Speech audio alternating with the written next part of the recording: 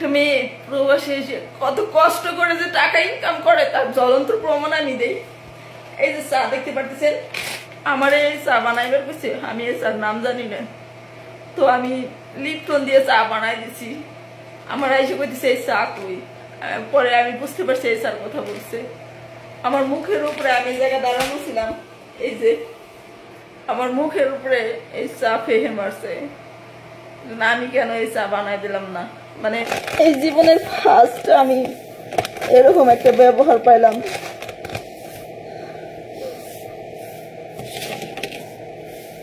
ভাষা না জানলে আর কি যা হয়।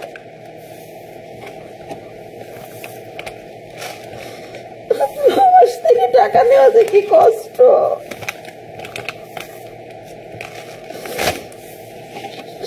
একমাত্র প্রবাসীরাই বোঝে। যাই হোক, দুঃখ করে আর কি করব, কপালে লিখুন, ভাগ্যে যেটা আছে সেটাই তো হবে, কিছু করার নাই। এই চাপাতিগুলো এখন পরিষ্কার করে আর কি।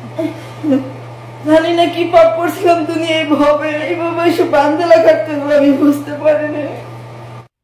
ইচ্ছে ছিল না আজকে বাথরুমটা পরিষ্কার করব, কিন্তু কপিলের বাবার খারাপ ব্যবহার দেখে বাধ্য হলাম আসতে। কারণ আইসা যদি দেখে একটু আটটুক ময়লা বাথরুমে, আবার ক্যাসকেস করবে, আমার সাথে ঝগড়া করবে, এই জন্য বাথরুমটা ধুই। কিন্তু মনের মধ্যে অনেক কষ্ট লেগে গেল যে 2টা লিপটন দিয়ে চা বানাইছি, তাইতে টাকা নষ্ট হয়ে গেল, ফুরে গেল। আমি যে এত আয় করে বাসার মধ্যে কাজ করি, এই মেডিসিনগুলো একটু একটু ব্যবহার করি। আমার জায়গায় অন্য কোনো মেয়ে হইলে ও একদিনে যেটা ব্যবহার করতো, আমি 15 দিন সেটা ব্যবহার করে তারপরে কাজ করি। এত আয় করে দেওয়ার পরে, এত কষ্ট করে খাওয়ার পরেও কেন আমার সাথে 2টা লিপটনের জন্য এরকম ব্যবহার করলো? এই জন্য আজকে কি করছি, পরে আধা কেজি হুল পাউডার নিছি, মানে অর্ধেক বোতল ক্লোরিক্স নিছি হাম্মাম দেওয়ার জন্য। যা আমার লগে কেন এরকম করলে? আমি কি তোদের বাসায় আয় কম করি? মানে আমার খুবই কষ্ট লাগছে, মানে কষ্ট থেকে কাজ করতেছি। দেখতে পারতেছেন আমার মনটা অনেক খারাপ। কারণ হয়েছে একটা বাসার মধ্যে এত কাজ করার পরও যদি আমাকে কথা শুনতে হয়।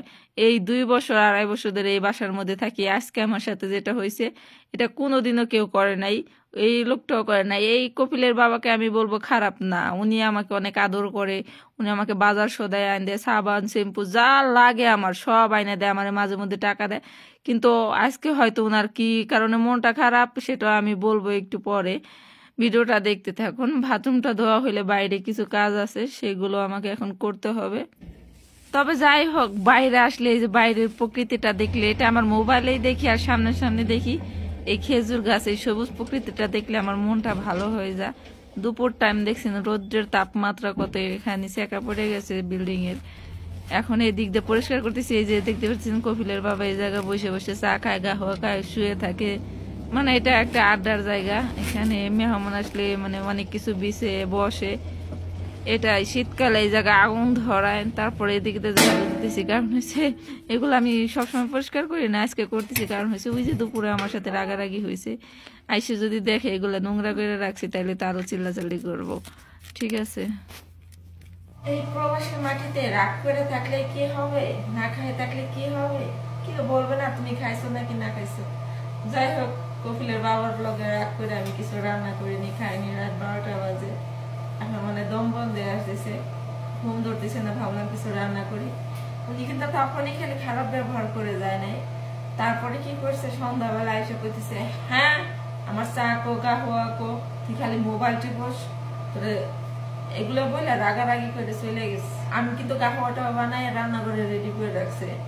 পরে আমি বললাম যে আমি বাংলাদেশে চলে যাবো, আমি যেহেতু ভালো না, তোর বাসায় নতুন কাজের মেয়ে আইনে কাম করে খাও, আমি থাকবো না। বইলে আসি পরে রুম আটকে আমি কান্না করতেছি। আমার ম্যাডাম আমারে বলতেছে, আইসা দরজা খুলছি, আর কি তুই রাগ করিস না, কিছু মনে করিস না, বাবার যে সমস্যা, বাইরে কাজের লোক আছে, কাজের লোকে কাজ করে না, এখন একটা ছাগল হারাই গেছে, আর মানে ডায়াবেটিস বাইরে গেছে, এই জন্য রাগারাগি করতেছে। আমি পরে আর কোনো কথা বলিনি। তারপর সন্ধ্যাবেলা রান্না করছি, বারবার কপিলের বাবা আমার রুমে গেছে, যেন কি হয়েছে, এটা আনছি ওইটা আনছি, আইনে খাবি না তুই, আমার এটা করে দে। মানে বুঝতে পারছো যে উনি আমার সাথে হুদে হুদে রাগ করছে, যা কিছু মনে করি না। তারপর এমনি একটু মন খারাপ আমার হাজবেন্ডের সাথে। তো এখন ভাবলাম একটু পায়েস বানাই খাই। ঠিক আছে, মিষ্টি মিষ্টি করে একটু পায়েস বানাই খাই। দেখি আমি পায়েস বানাই। পরে আমার ক্ষুধা লাগছে, হাতে এত সময়ও নাই, আমি আপনাদের একটু দেখানোর চেষ্টা করতেছি। সেটা হলো এই যে দুধ আর হলো পোলার চাল আর একটা এলাচ একটু লবণ দিয়ে প্রেসার কুকারে চাপ দিলে 2 মিনিটে চালটা সেদ্ধ হয়ে যাবে। আর এমনি যদি চাপ দিয়ে রান্না করতে যাই তাহলে 10-15 মিনিট লাগবে। মানে ক্ষুধা লাগছে, এটা আমি পায়েসও বলবো না, একটা খাবার বানাইতেছি আর কি। এটাই লাইট অফ করে রেখে গেছিলাম, মানে ভাবছিলাম একটু জাল হোক। দেখেন উতরায় কি হয়ে গেছে অবস্থা, কি হয়েছে কিনা জানি না। এখন ঘটনা হয়েছে এটার আপনারা যাই বলেন, ঠিক আছে, এটা এখন আমার খাওয়ার উপযোগিতা বানাইছি, এটা আমি এখন খাবো, এটা হয়েছে কথা, ঠিক আছে। এটা পায়েস হোক আর ক্ষীর হোক আর যাই হোক, ঠিক আছে, কিন্তু পোলার চাল আর দুধ আর চিনি স্মেলটা কিন্তু সেই আইছে, ঠিক আছে। সবাই ভালো থাকবেন। আপনাদের একটু দেখাই দিই কেমনে বানাইছি। এই দেখতে পাচ্ছেন, প্রথমে পোলার চাল দিছি, দুধ দিছি, লবণ দিছি, চালটা ফুটে তারপরে চিনি দিছি, হয়ে গেছে আমার পায়েস স্পেশাল। এর মধ্যে কিশমিশ দেওয়া উচিত ছিল, কিন্তু অনেক ছিল এক সময়, কিন্তু এখন নাই। সবাই ভালো থাকবেন, আর আমার আজকের খাবারটা কেমন হলো সেটাও বলবেন।